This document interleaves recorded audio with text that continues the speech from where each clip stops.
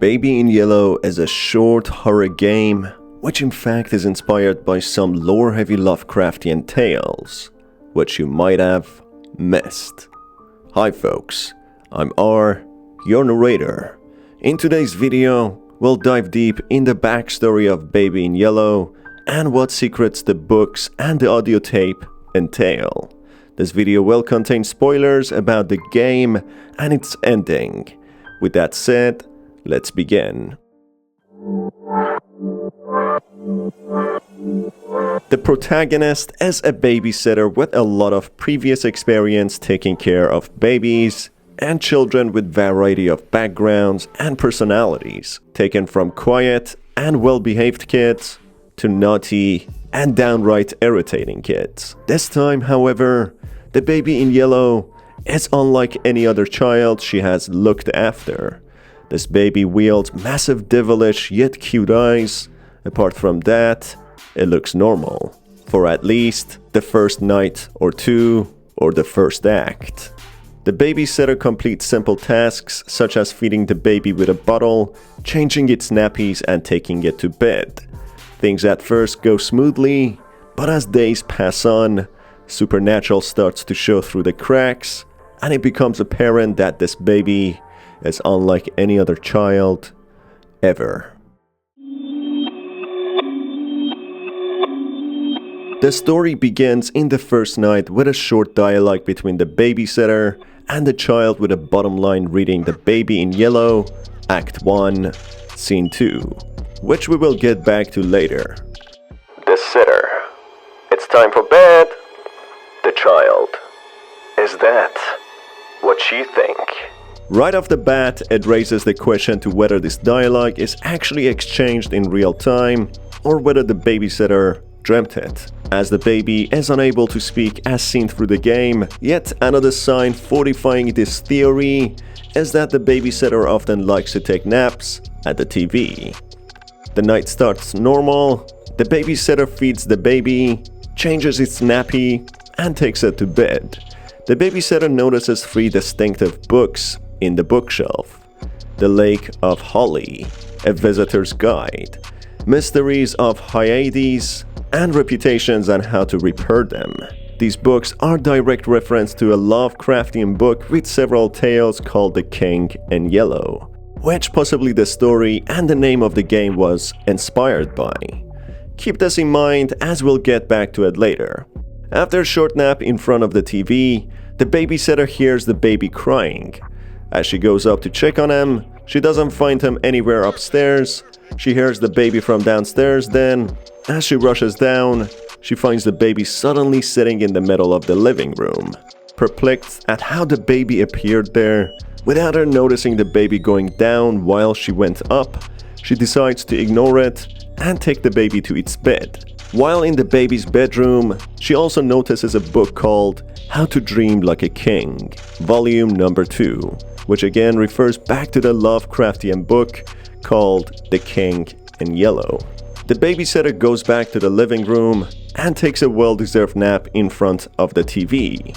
The first night ends, and we start the second night with yet another dialogue between the babysitter and the child. The child.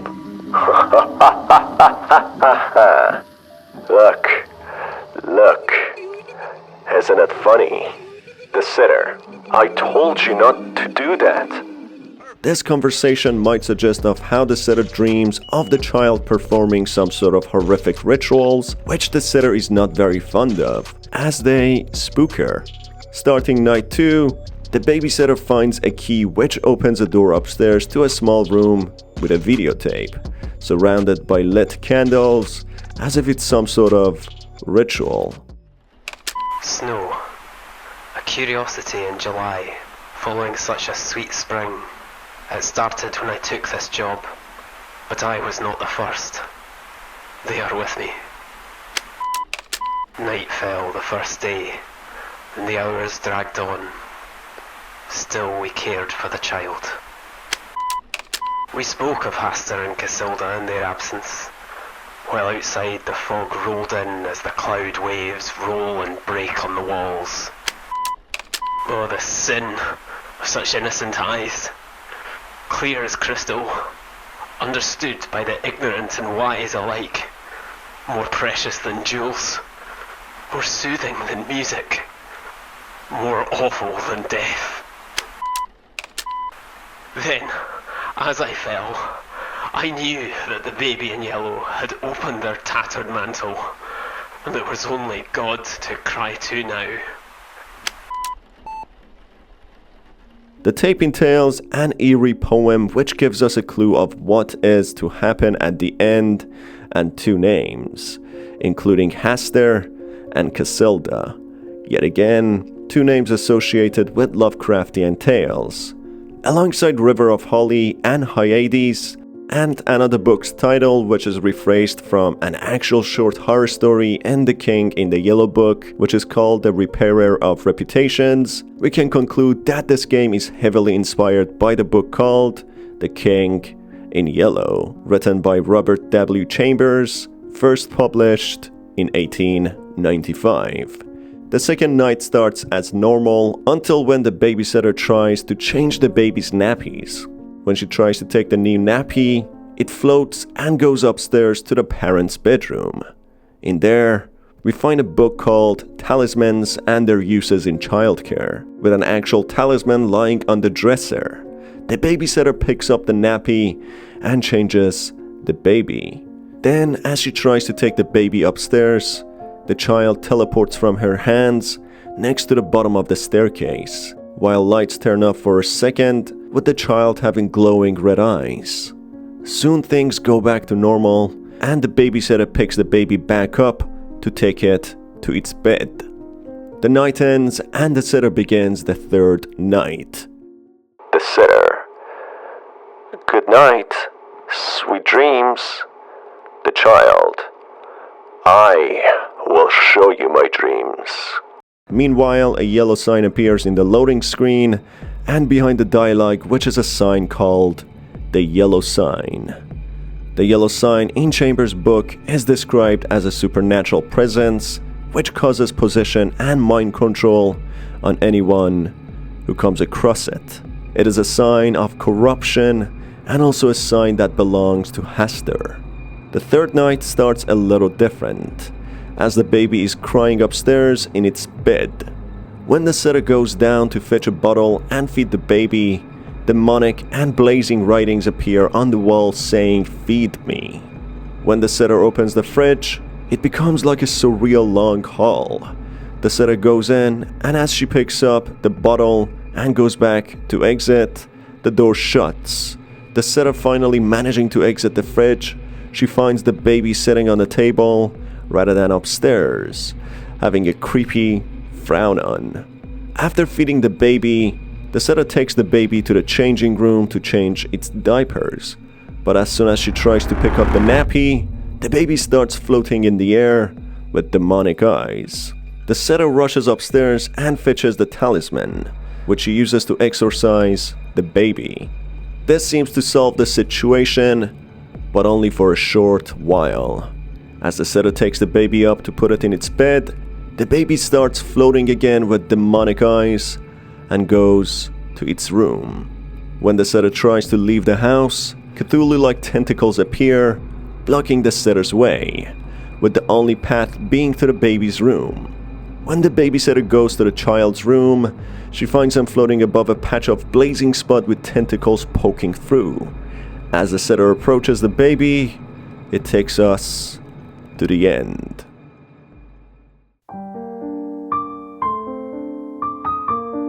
As the sitter approaches the child floats up to the ceiling, taking the sitter with itself. A triangular portal appears with ladders leading to it, which opens to a different dimensional world, which looks to be a planet engulfed in flames and surrounded by orbiting tentacles, which in a way bears resemblance to Carcosa, the fictional ancient world of Hastur and Cthulhu.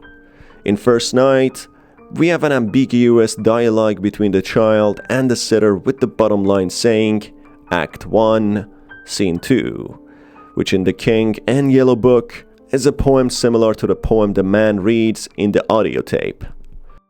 A long the shore the cloud waved back. The twin suns sink behind the lake. The shadows lengthen in Carcosa. Strange is the night where black stars rise, and strange moons circle through the skies. But stranger still is lost Carcosa. Songs that the Hyades shall sing, where flap the tatters of king, must die unheard in dim Carcosa.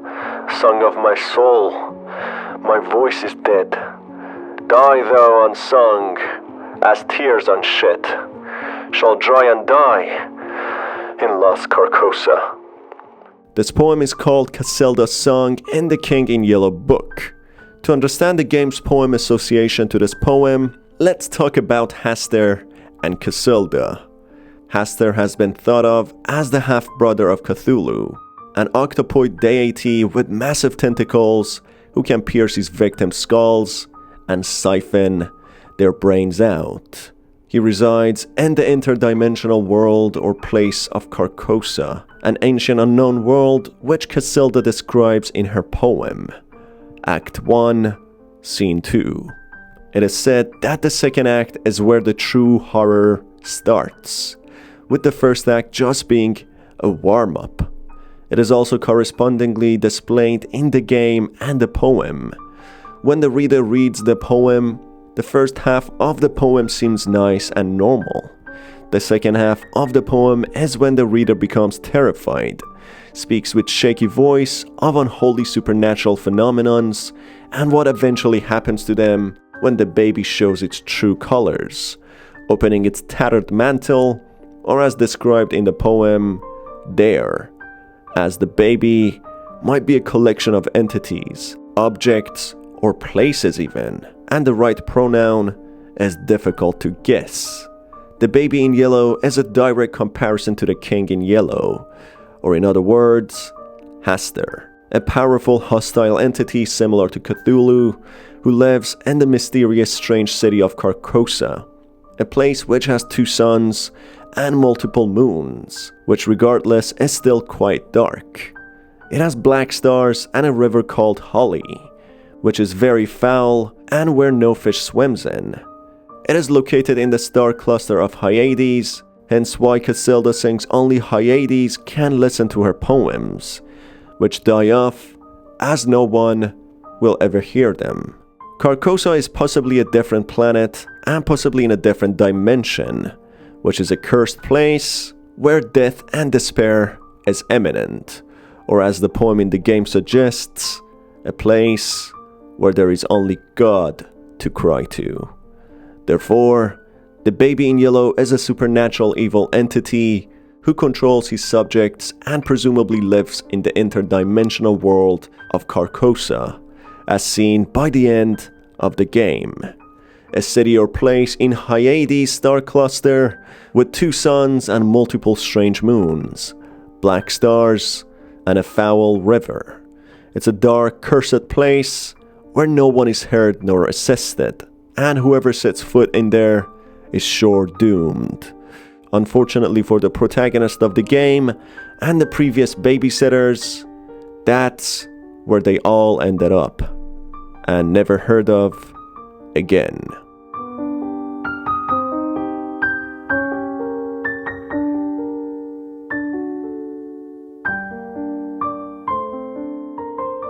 The King in Yellow is as Lovecraftian as it can get. There's a lot to read and wonder, with a lot of the plot left out for own interpretation and imagination. Baby in Yellow did a good job hinting out to the book. If you enjoyed the video and would like to watch more horror-related content, stay tuned by hitting the subscribe button and the notification bell. It's been your host Star. Till the next video, have a fantastic day.